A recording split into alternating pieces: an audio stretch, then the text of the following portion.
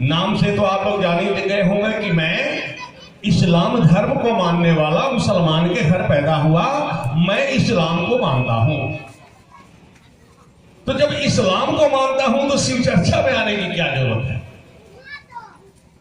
ऐसा नहीं है कि मेरा खुदा हिंदू के शिव से कमजोर है, इसलिए मेरा काम नहीं हो पाता है। तो मन में विचार आया हो कि भाई मेरा खुदा तो कमजोर है और हिंदू का शिव पावरफुल है, ये मनोकामना पूरी करता है, तो चलो मैं हिंदू के साथ हो जाऊं। ऐसा भी नहीं है, ऐसा भी नहीं है कि मैं इस्लाम धर्म को छोड़कर हिंदू धर्म अपना लिया इसलिए शिव की बात करने आया हूं, ऐसा भी नहीं है।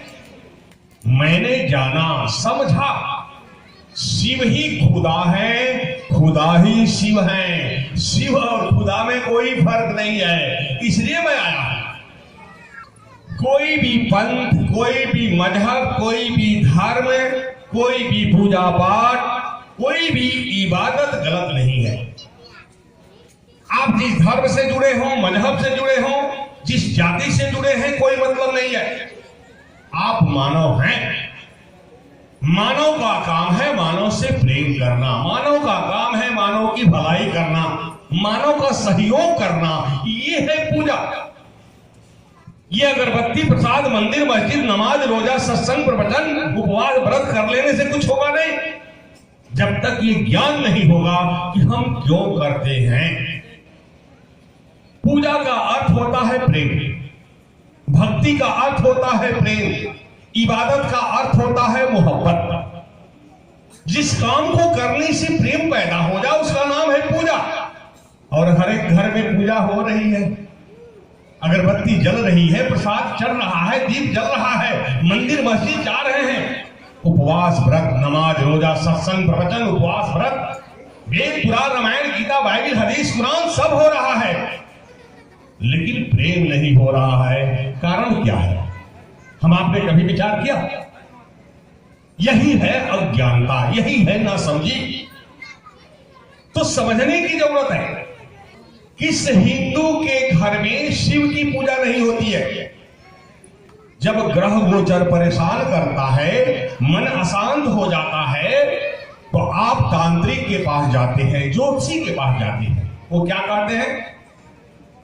वो कहते हैं कि किसी ज्ञानी पंडित को पकड़ के महामृत्युंजय का जाप करा लो, शांति मिल जाएगी। ये महामृत्युंजय कौन है? महादेव। वहां भी महादेव की बात है।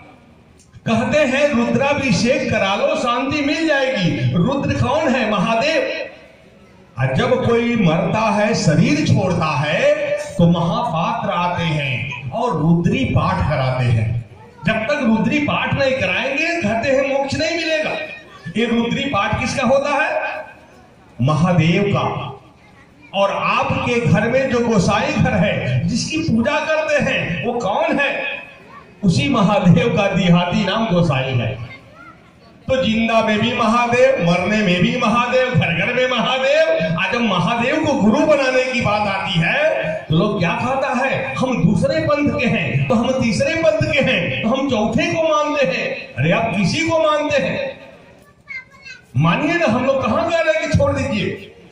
किसी भी पंथ में, किसी भी धर्म में लिखा है कि तुम झूठ बोलो, लिखा है कि शोषण करो, लिखा है व्यभिचार करो, लिखा है हत्या करो, लिखा है लूट करो, लिखा है नफरत करो, लिखा है लड़ाई करो, लिखा है किसी के धन को हड़प लो, लिखा है कि कहीं वर्चस्व कायम कर दो, लिखा है कि परेशान कर दो। गलत काम करने के लिए कहीं लिखा है?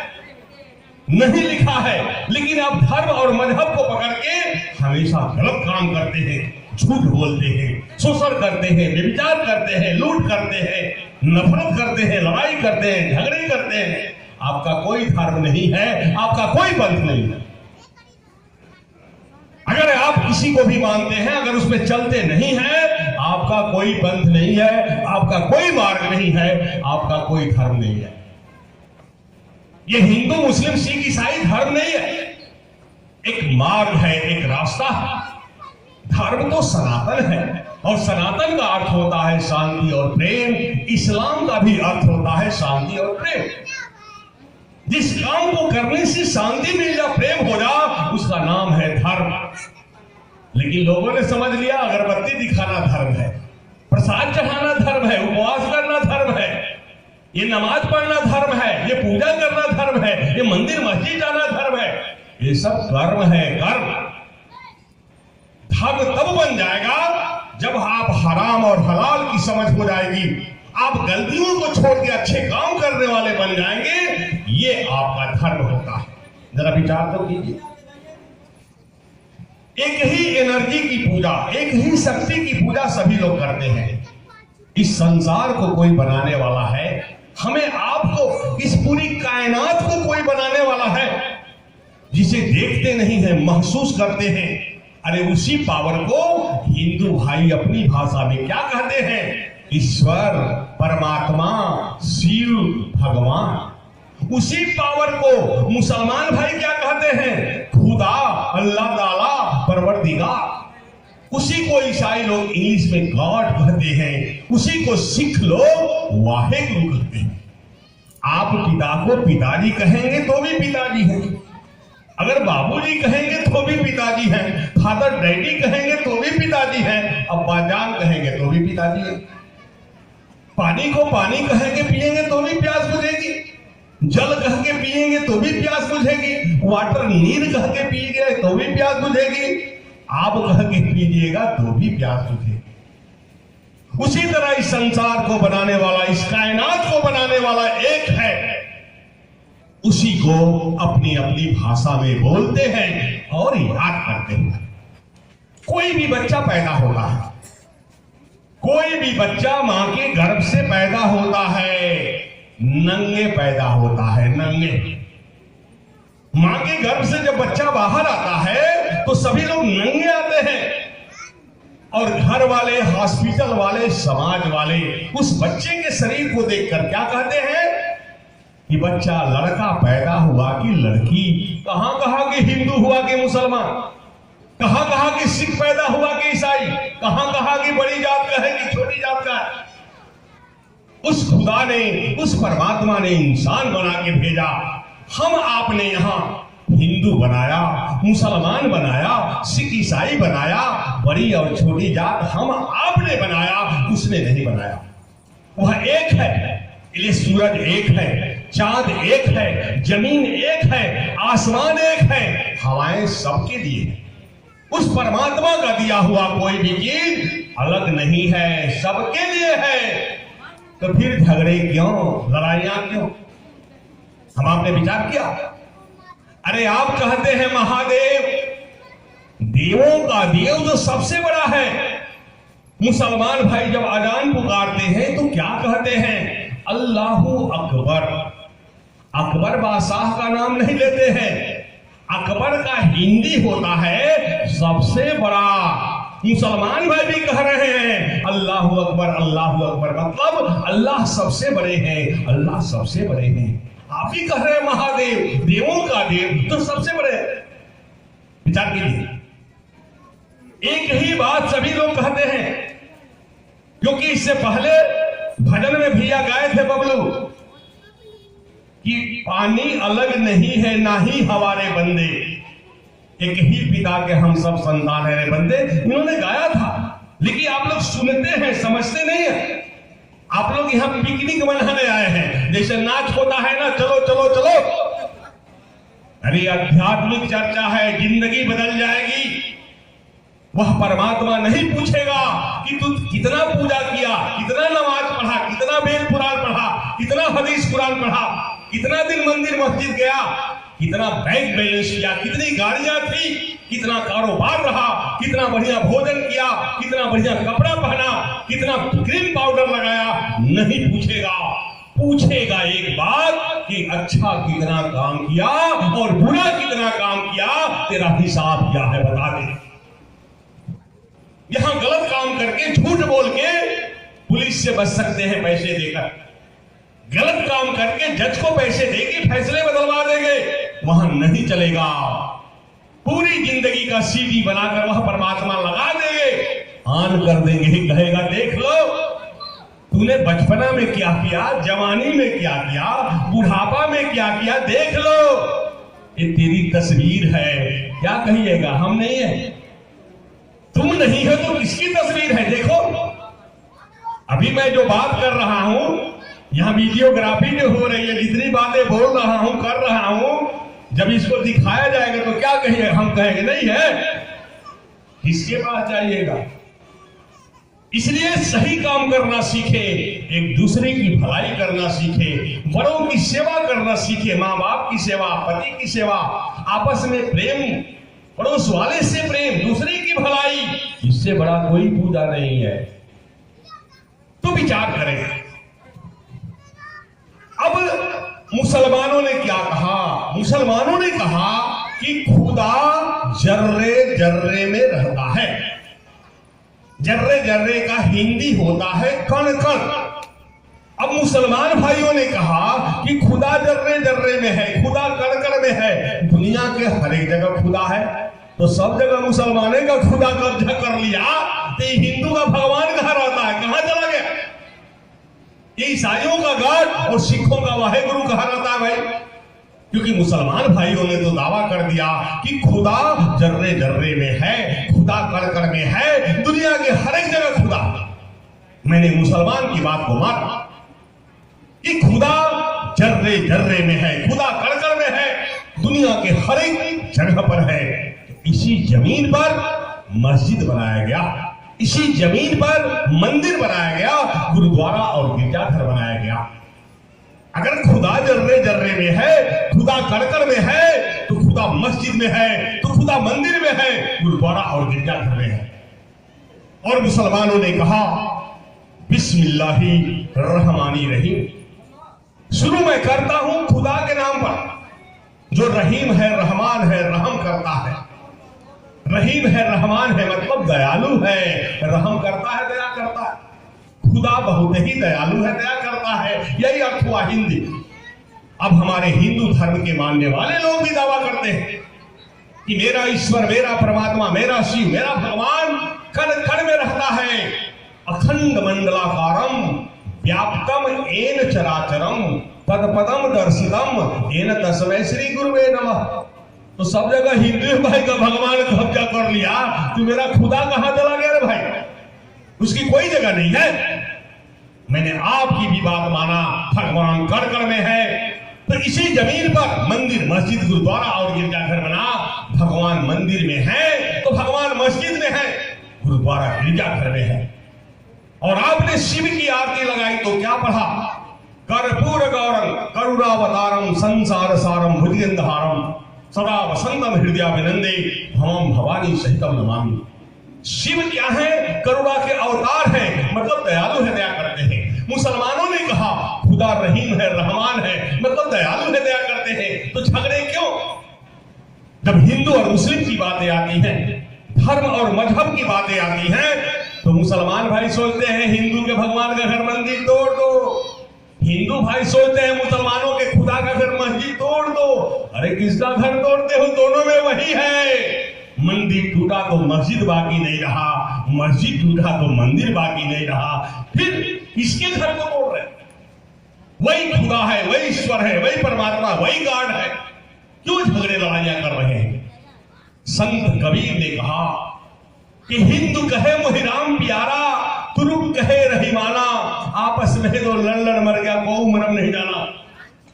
इसी अज्ञानता के कारण मंदिर बांटा, मस्जिद बांटा, बांट दिया भगवान को। अरे सागर बांटा, नदियां बांटा, मत बांटो इंसान को, मत बांटो इंसान को। तो झगड़ा किस बात का है? कि समझ समझ का फेर, 3 बसेरी 15 से, कोई 3 बसेरी कह रहा है, कोई 15 से, झगड़ा यही है। लेकिन वजन तो बराबर है मेरे भाई। तो खुदा कहो, अल्लाह कहो, चाहे शिव कहो, परमात्मा कहो, वो एक है। हम उसकी संतान एक हो जाएं, मोहब्बत कर ले, दूसरे की भलाई कर ले, यही लोग हम लोग संदेश देने आए हैं। उसी को ईसाइयों ने इंग्लिश में गॉड कहा, G-O-D गॉड। जी का अर्थ होता है जनरेट करना, जनरेटर, पैदा करने वाला ब्रह्मा। ओ का अर्थ होता है ऑपरेटर, जो पालन करे विष्णु।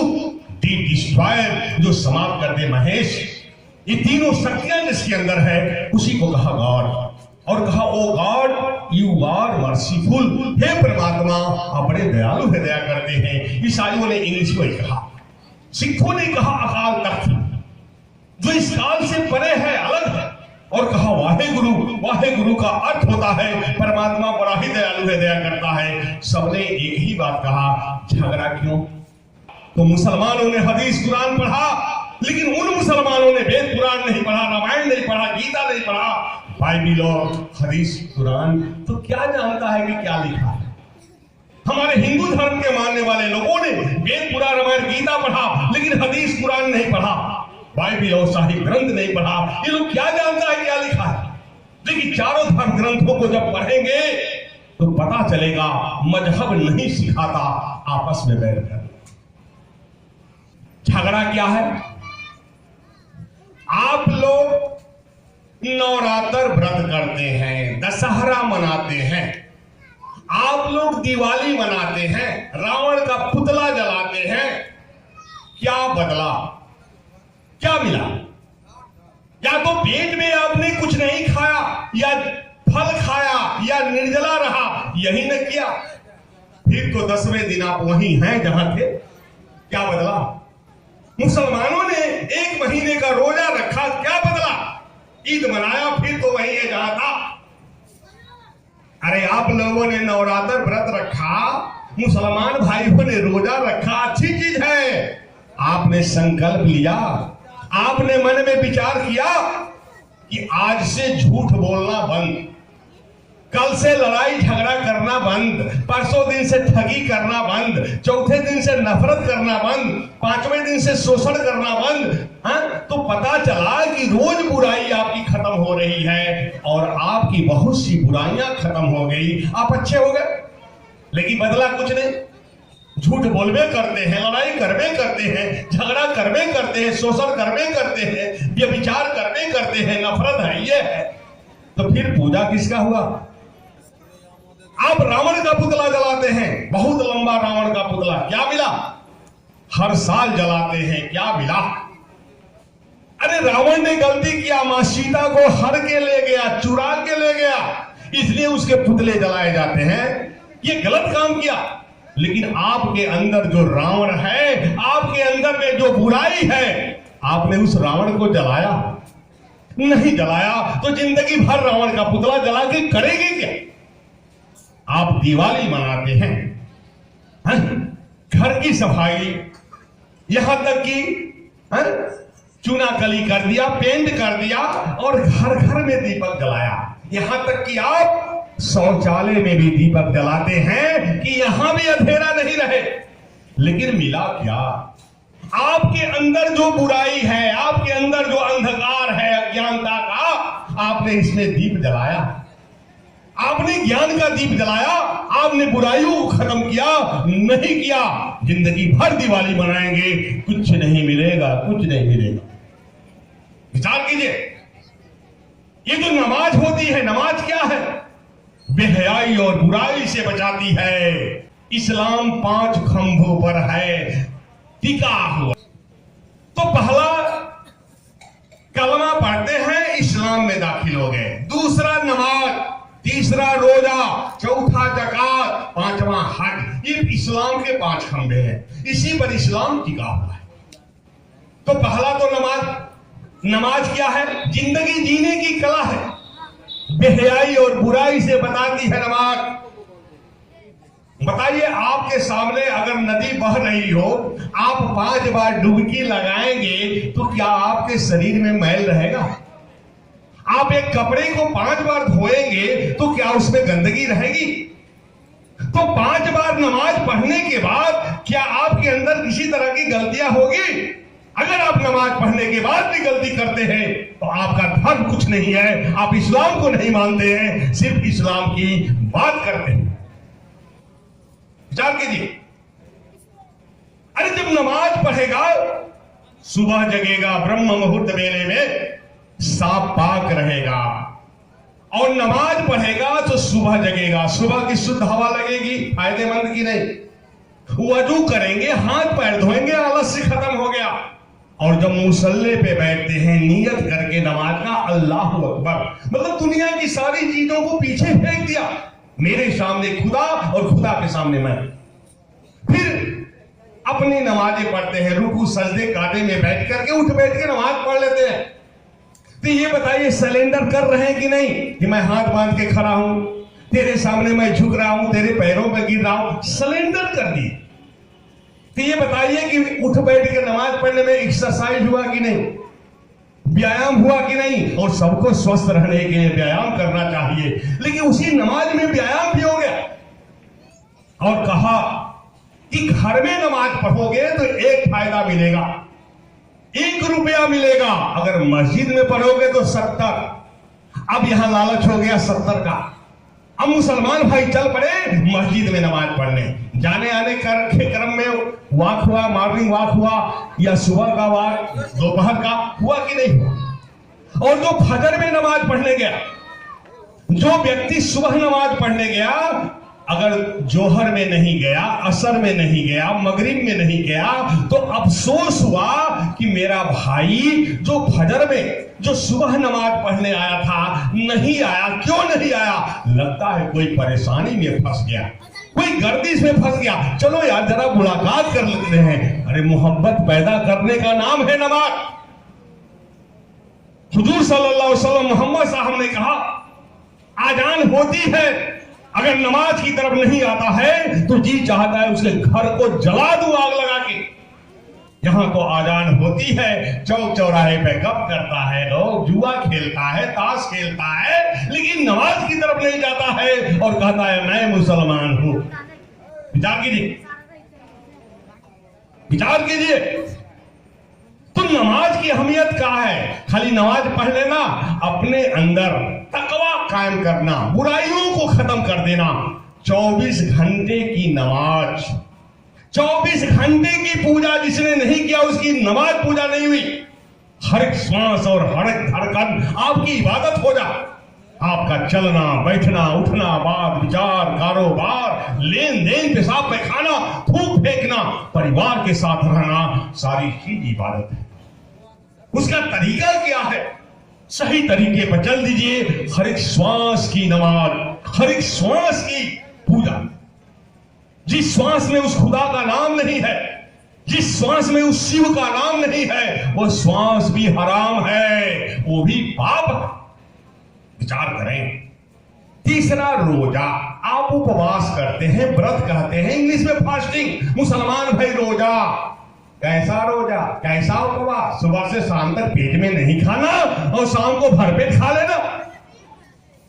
अरे अपने नफ्स पे कंट्रोल करना, अपने इंद्रियों पे कंट्रोल करना। आंखों का उपवास, आंखों का व्रत, आंखों का रोजा। हमारी आपकी आंखें चंचल है, कहीं नजर जाती है तो मन में विचार पैदा होते हैं, अच्छे या बुरे।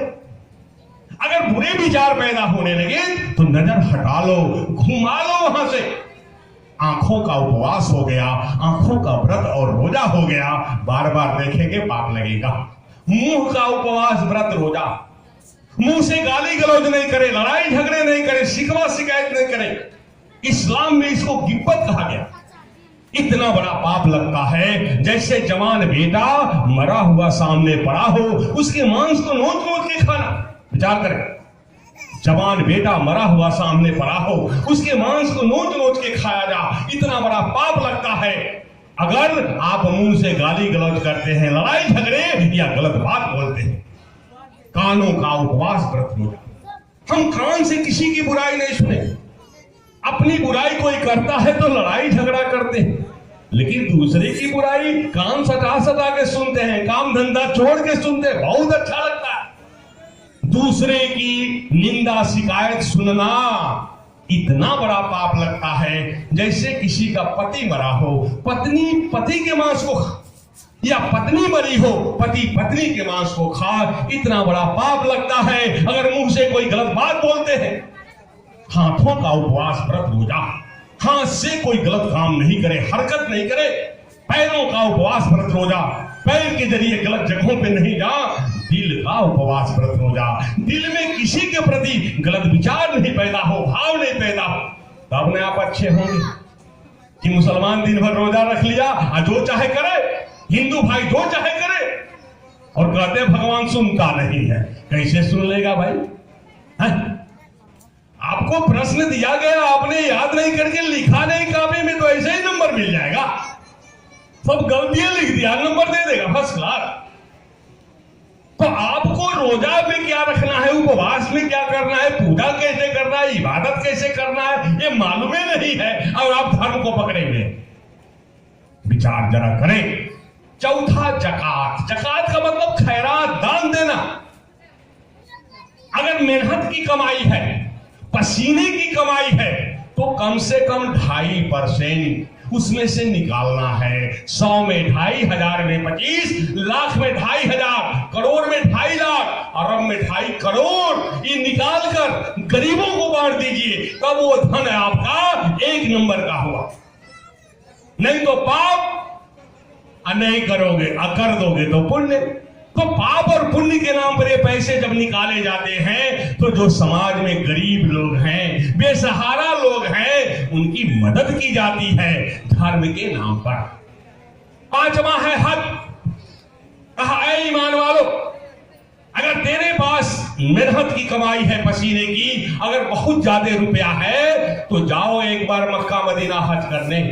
ऐ हमारे हिंदू भाई, 1 नंबर की कमाई है ज्यादा, तो चले जाओ अपने तीर्थ स्थल पर घूम के आओ, लेकिन याद करो, बगल में बीमार है तो उन पैसों से उसकी दवा करा दो, स्वस्थ हो।